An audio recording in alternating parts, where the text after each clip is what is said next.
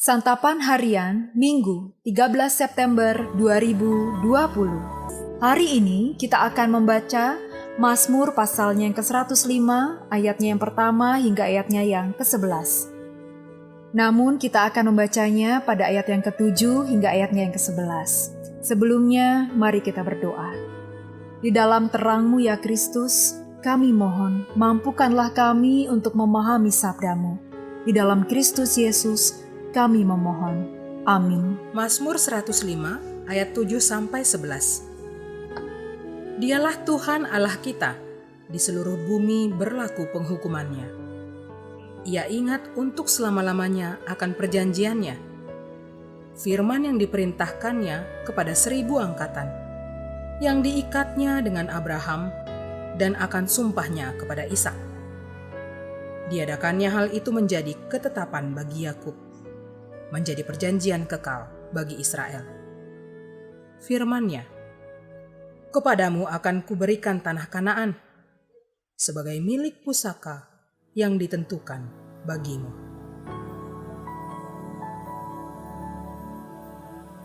Sahabat Santapan Harian, dalam film The Innocent, seorang biarawati berkata, iman adalah 24 jam ragu dan 1 menit berharap. Ucapan ini muncul di tengah pergumulan imannya untuk memahami kasih setia Allah pada masa sulit. Apakah iman adalah pergulatan seseorang untuk memahami kasih setia Allah? Bangsa Israel memahami bahwa mereka bisa kembali ke tanah perjanjian atau pasca pembuangan karena kesetiaan Allah. Meskipun terjajah oleh kerajaan Persia, mereka melihat bahwa ikatan perjanjian Allah dengan leluhur mereka, yaitu Abraham, Ishak, dan Yakub, bersifat kekal dan masih berlaku bagi mereka. Ikatan perjanjian inilah yang didengar oleh bangsa Israel turun-temurun.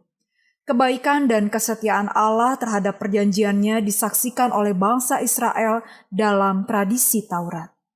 Kesetiaan Allah layak dinyanyikan dan diceritakan.